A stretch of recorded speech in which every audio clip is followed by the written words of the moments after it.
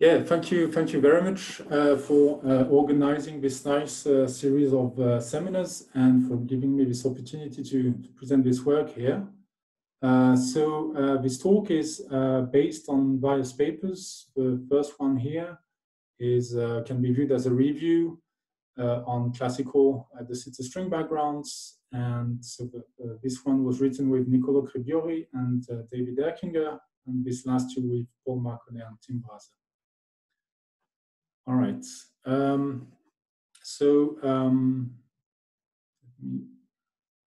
try if I can. Yeah, very good. So this talk is about de Sitter solutions, and by this I mean solutions of some theory where you have a four-dimensional de Sitter space-time, which means that the four-dimensional Ricci scalar is given by a cosmological constant lambda, which is positive.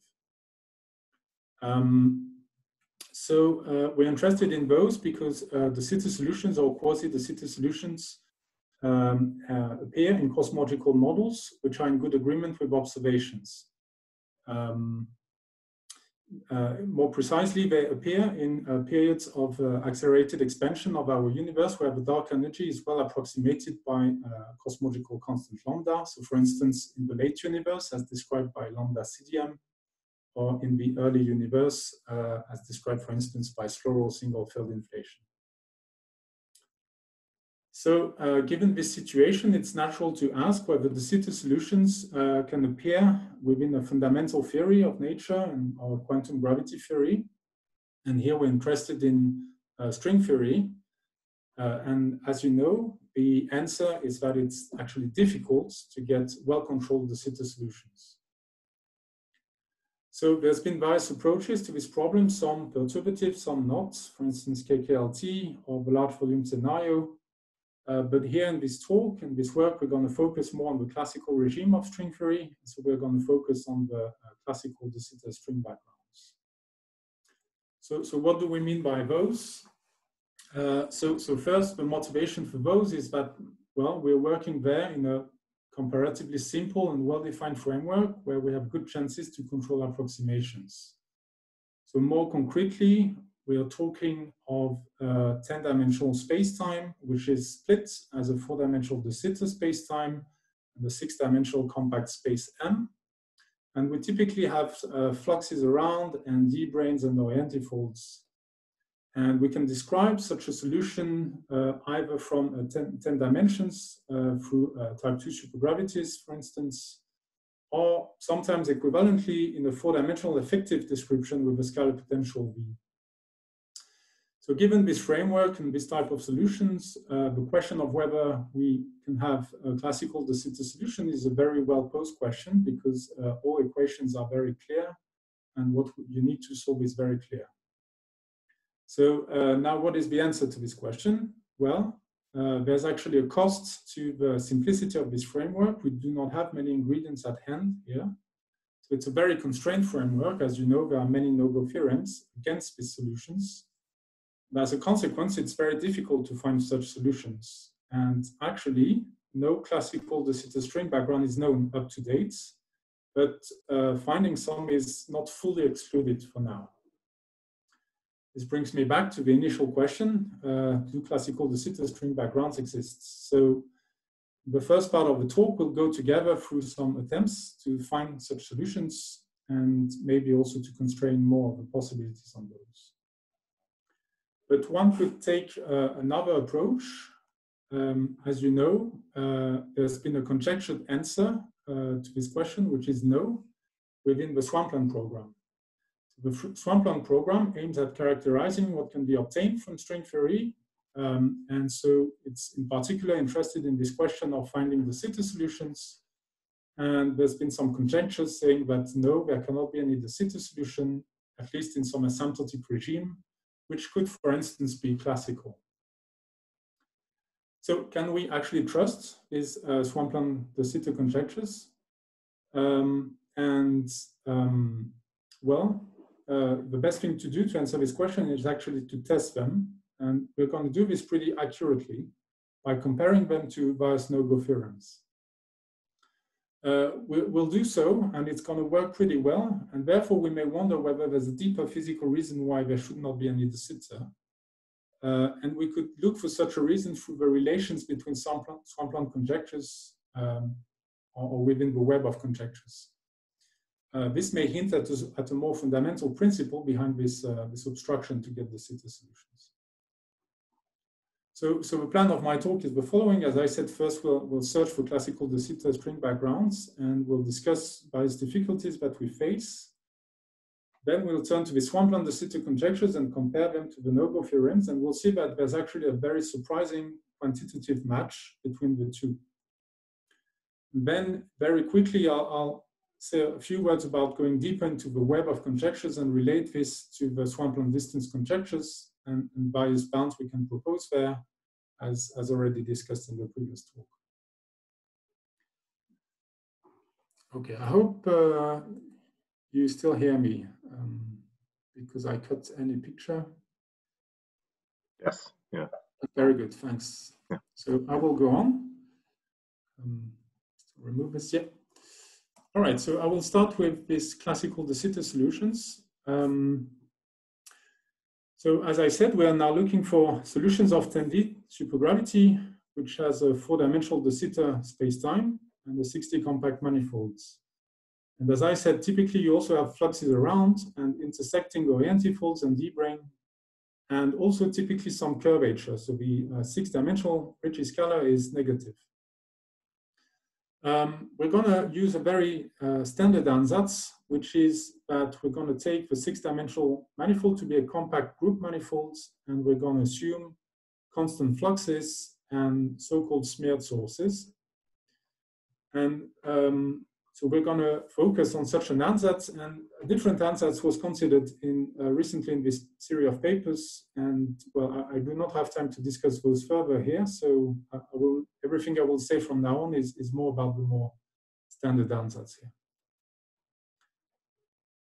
Okay, so if you want to find such classical de Sitter solutions, there are two steps. The first one is to find solutions of supergravity.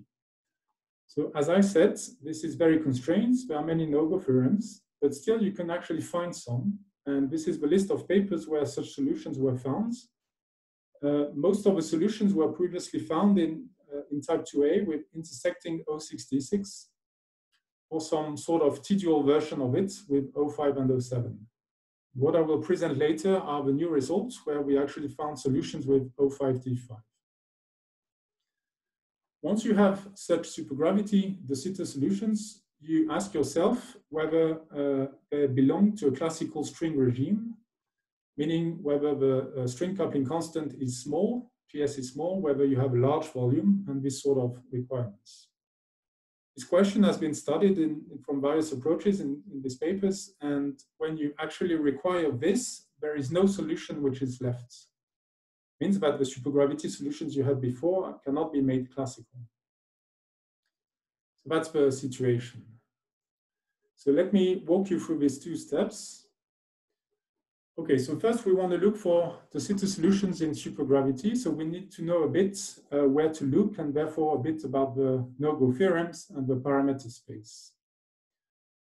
So actually using only 5 supergravity equations, some equations of motions and some Bianchi identities, you can already get quite a lot of constraints. These constraints are summarized with this table, which can be viewed as the parameter space. So having a de Sitter solution requires to have what I call T10 to be positive. T10 is the source contributions to the equations. So, and having it positive means you have orientifolds. So essentially you need orientifolds, and then you have various options. You could have a positive curvature or a negative curvature, and you could also vary P, which is the size of the orientifolds and the D-branes. And in this table, every time you get a cross, it means there's a no-go theorem which prevents you from finding any de Sitter solution. In other words, de Sitter solutions are excluded in many cases, and there's only a small corner here of parameter space which is left, where maybe you can actually find de Sitter solutions. So you learn that you need orientifolds, you need negative curvature, you need P to be equal to 4, 5, or 6. You need some specific Ramond-Ramond flux, and there are further restrictions which are known in this corner. We know again a little more. We know we need some intersecting sources, which means that the orientifolds and d-branes, they wrap different directions inside your space. And for instance, the solutions in type 2a, which were known before, certainly verify all these criteria. They have intersecting orientifolds, they have negative curvature, they have a non-zero Romans mass. So the whole setting is very constrained, as you can see, but the good thing is that it also indicates where you should look to find new solutions. And so this is precisely where we're going to look. We are going to look for type 2b de Sitter solutions with intersecting O5D5, so this P equal 5 case. And we'll use a little more knowledge that we have on this to tell us how to place our sources precisely. There's actually a strong analogy between the case of P equal 5 and P equal 6. And as a consequence, we decided to have this configuration of sources. This means that we have orientifolds and d-branes along the for the extended space dimensions. Then regarding the 60 internal dimensions, first set of sources wraps 2 dimensions, and another set wraps 2 other dimensions, and another set wraps the last 2 dimensions. So we have 3 sets of sources, and well, we place them like this because we have some knowledge here. The last ingredient is that we do the search on group manifolds, and so the essential of the geometry for this group manifold is given by some Lie algebra defined by some structure constants FABC. Okay, so given this whole framework, we ran the computer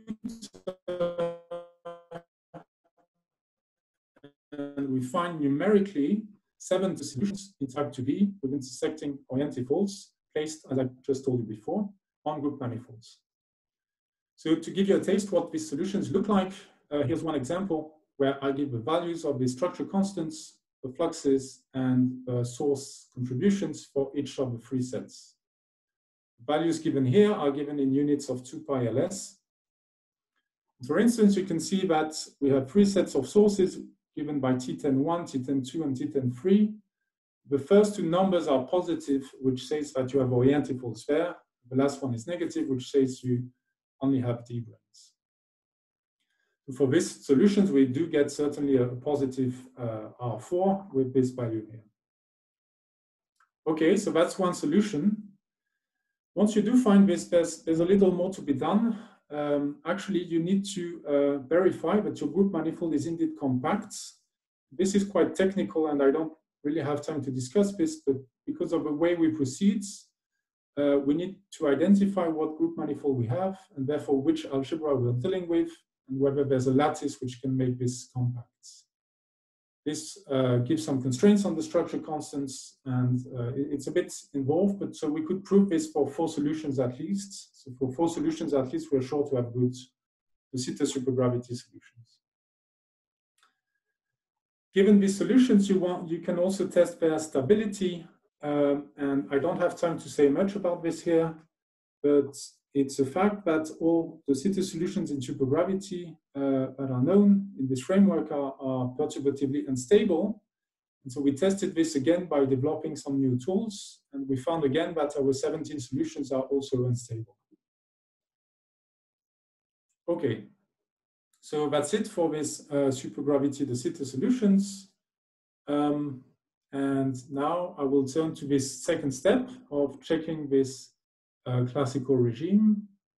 I hope you're still here, but I guess you are. All right, so given this solution, is this a classical string background? So to answer this question, we identified 5 requirements which are sufficient, and it's not clear whether they are necessary. Maybe we're asking a little too much, but at least that's the way we could formulate things here. So as you know, you want a small GS and you want a large volume. So what does it mean exactly? Well, it means that you want GS much smaller than 1, and so we needed numbers here. So we decided to take a hierarchy of 10. So we ask that GS is smaller than 1/10. And instead of a large volume, we want it to be a bit more precise. And so we ask that each of the 60 radii, the RA, needs to be much bigger than 1 in units of LS, so much bigger than the string length. So we asked again that the radius is bigger than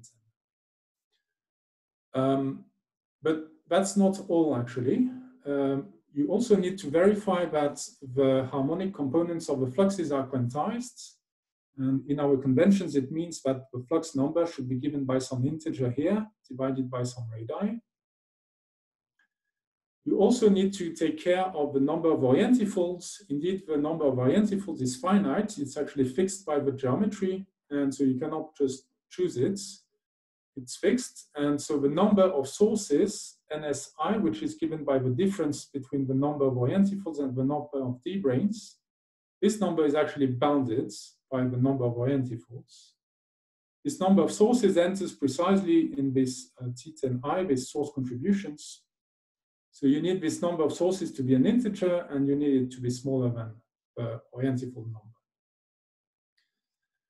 And last requirement is this lattice quantization conditions. As I said, the compactness and the factor on the group manifold imposes some requirements on the structure constants, and so there are some numbers NA which have to satisfy some quantization conditions. Okay, so these are our 5 requirements that we want to check. Let me specify that the last 3 conditions actually need a detailed knowledge of the 60 geometry. And again, for reasons I don't have time to explain, we cannot really verify this systematically here. It's quite complicated in general. So we could only fulfill this whole program for actually 2 solutions. And for these 2 solutions, we verified that they were actually not classical de Sitter string backgrounds. For the other solutions, we could only do some partial checks of these requirements, and these partial checks were successful for 2 other solutions. Okay, so just to give you an idea how this works, well, for some solutions, solution 14, we could verify the 4 first requirements. So you can see there's a small value of GS, large value of radii, quantized fluxes, right number of sources. But there it's the lattice condition which is not verified. We could actually turn this around. We could actually verify everything except the orientifold bound. Then it means you would get a large number of sources, too large compared to the number of orientifolds. Or you could also say, I actually want to satisfy all these conditions on fluxes, sources, and lattices. So I do this first. Then I study what I can get for the GS and the radii. We also did this, and we could get a small GS, but not large radii. So some radius was actually substring. Right, so that's what it looks like. So to comment on this, first, I think it's fair to say that this analysis is fairly complete. It goes beyond what has been done before in the literature by using only a few moduli typically. And it's also fair to say that it's almost working. We could satisfy 4 out of these 5 requirements. And it's not clear why it's not working. It's not clear whether it's a general property of string theory or whether we had just some bad luck with our solutions. It's clear that it's a very constrained problem. There are tons of requirements which translate into tons of bounds. We actually try to move and deform our solutions, or in other words, we try to rescale our solutions in some directions in parameter or moduli space. And every time we would do this, we would hit a bound. So we discussed this in quite some length in the paper. So if you're interested, please check there about these rescalings. And this led us to think that the classical de Sitter solutions could live at best in some bounded region of parameter space. So probably they cannot live in the asymptotics, but rather only in some bounded region. And this is certainly in line with this Swampland conjectures. There's also a relation that we discuss in the paper, and I want to emphasize it here, which is the relation to scale separation and the DGKT Untitled Chapter solution. So in that solution, the question of classicality of the solution and scale separation go together. There is some scaling, there is some limit, asymptotic limit that you can go to.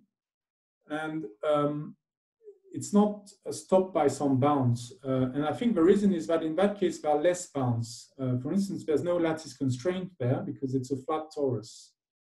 So in a sense, you open the bounded region and you let it go to some asymptotics. So if you're interested in this, I recommend you just read this little section in the paper on this.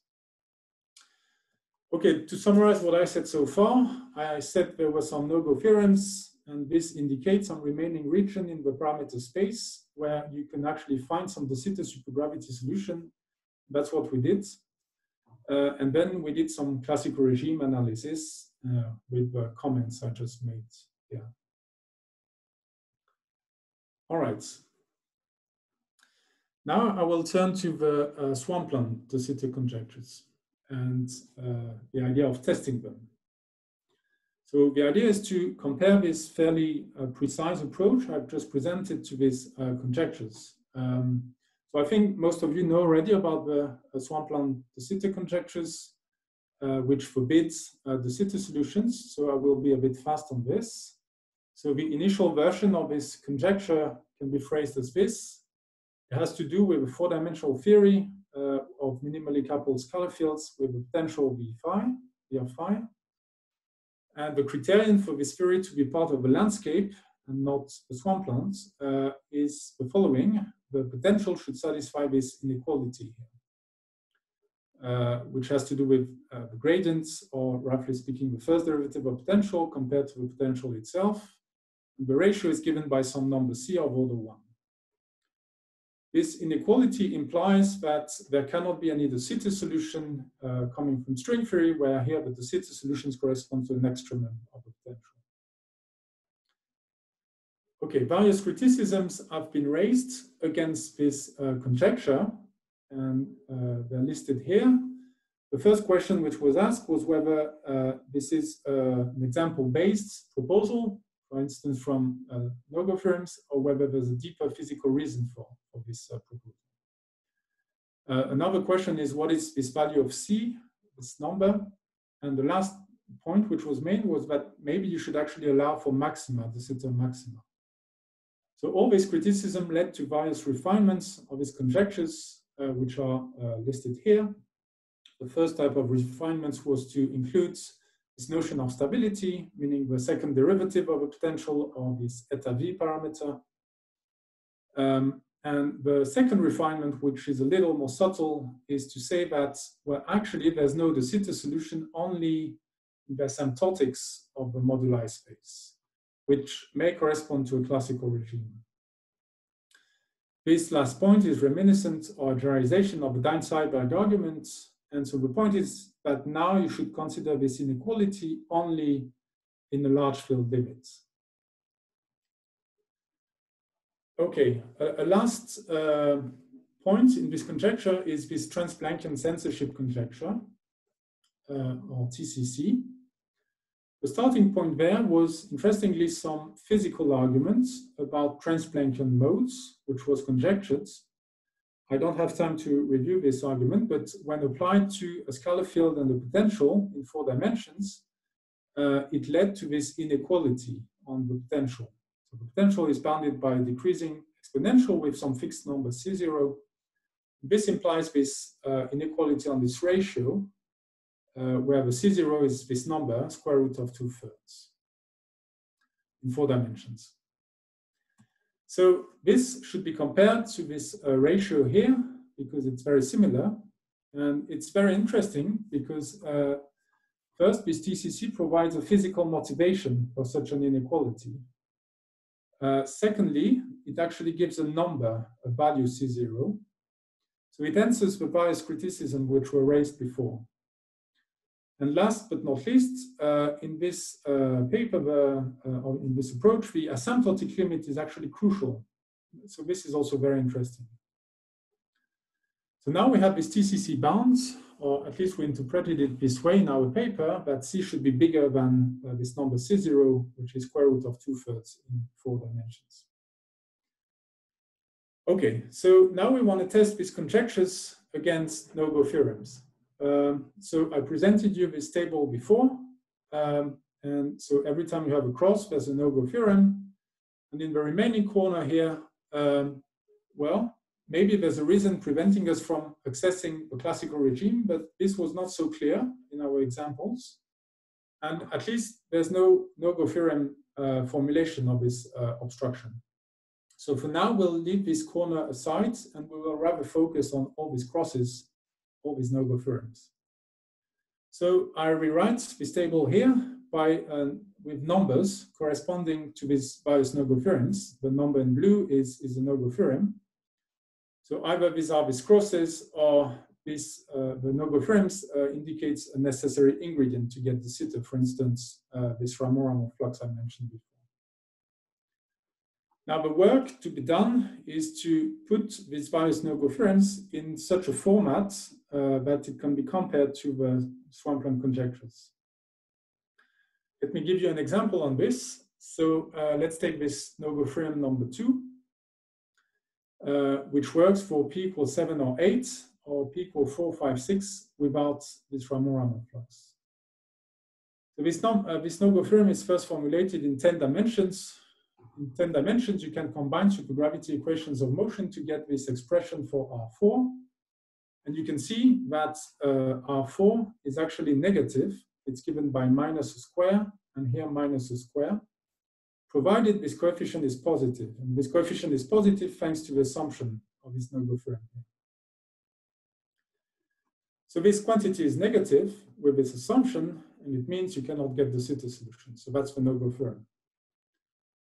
Okay, now you can reformulate this, this no-go theorem in 4 dimensions by finding an appropriate scalar potential and appropriate effective theory. And in that case, a scalar potential of 2 scalar fields, rho and tau, is enough.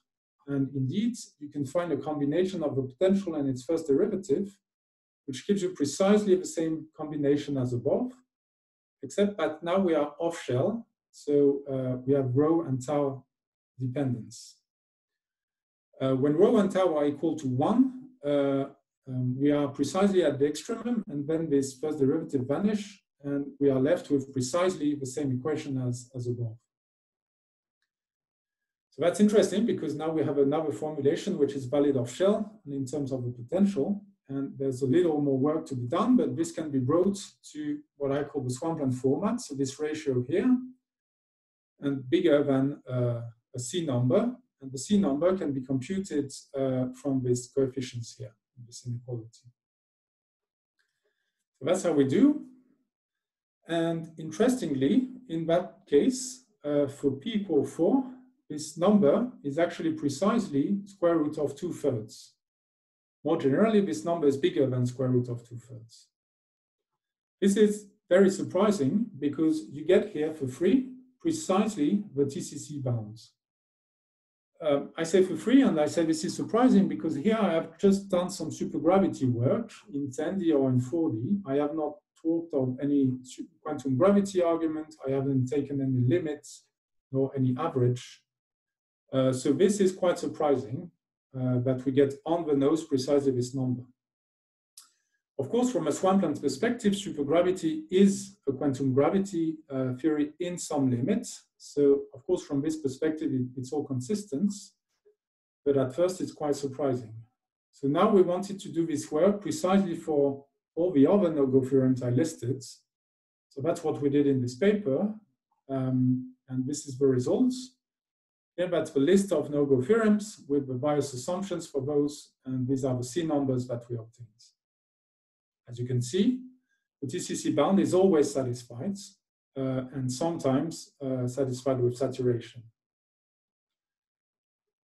So the bottom line is that we get a very surprising quantitative verification of the de Sitter-Swampland conjecture, or more precisely of the TCC, at least in this part of the parameter space. For the remaining corner of parameter space, as I said, there's a failure to find classical de Sitter backgrounds so far, but it's less clear why. And so we don't really know how to compare for now to the conjectures. Still, this brings us quite some confidence in the Swampland conjectures, and so this may hint at a deeper reason. So as you know, most Swampland conjectures are actually related or thought to be related to each other and thought to form some web of conjectures. And so if this de Sitter conjecture is true, maybe one can translate this impossibility of getting classical de Sitter solutions to another conjecture. And in our paper, we thought of the distance conjecture for the following reason. The distance conjecture also involves a large field distance and also involves a parameter lambda of order 1. And so our thought was that if we could put a bound on the C parameter, maybe we can actually also put a bound on lambda. That's how we came up with this idea of setting a bound on lambda. So here I'm going to be just brief and just say this by lack of time. So essentially we were inspired by many examples and checks in the literature. And we also performed some new quantitative tests of the distance conjecture. And from this, we proposed a bound on lambda. We said in 4D, lambda should be bigger than lambda 0, this number, which is a half of square root of 2/3, or a half of this C0 value. So that's what we proposed. And well, to justify the idea of having a bound of lambda, we proposed a generalization of the distance conjecture, which would then naturally lead to a bound on lambda. I don't have time to give this generalization here. There was something else we wanted to justify. We wanted to justify the relation to C0, the de Sitter parameter. So to justify this relation, we proposed a relation between the two conjectures, which roughly speaking is written here. The mass in the distance conjecture should be related to the square root of the potential up to some constants. And so the 1/2 you have here gives you precisely this 1/2, which is there. Thanks to all these relations, this translates this no de Sitter statements into some bounds, asymptotic bound on the mass and on lambda. This may offer a new perspective on this obstruction to get de Sitter. Okay, I will stop here. By lack of time, I will skip this summary and just come back to this initial question. Do classical de Sitter string backgrounds exist? Well, as you've seen, the tendency is clearly towards the no, but it's not fully established yet. We still have this corner of parameter space where, well, it's not so clear what happens. Also, the reason for this is not completely clear, but I think I've highlighted here many directions in which hopefully we could all make progress on what I think is an important matter. So thank you very much for your attention, and I will go back to this summary slide in case. Great. Thanks a lot, David, for your very nice talk. Let's all clap. Are there any questions for David?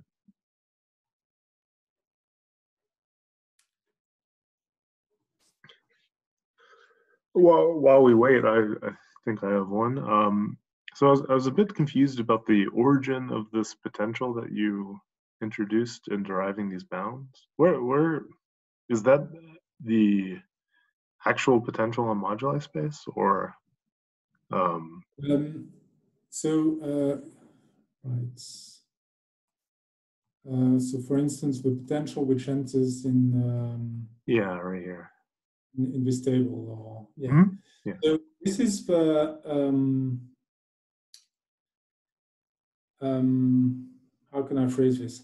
This is the complete potential you should get by simply compactifying type 2 with orientifolds on some group manifolds. Okay. So here I have all fluxes, I have curvature, I have all sources. However, it's not fully complete. I'm cheating a bit here because I always restrict to few scalar fields and I freeze the others. Because to get my no-go theorems, as here, I only need few scalar fields, that's enough. But in principle, it's the complete potential.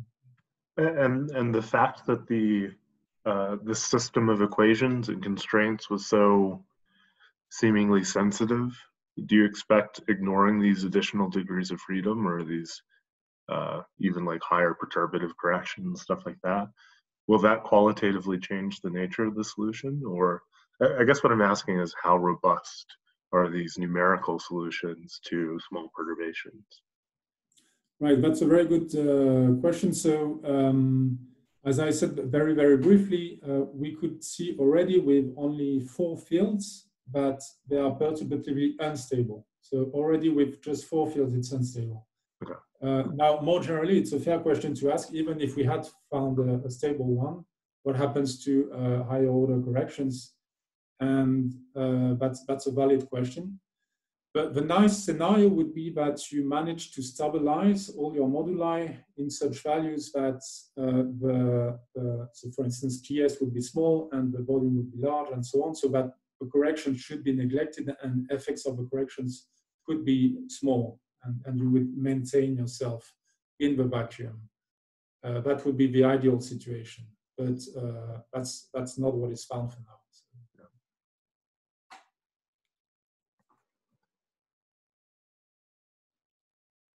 Well, if there are no other questions, let us thank David again, and thank everyone for coming to another of these sets of talks. We'll be back next week, so hope to see you then.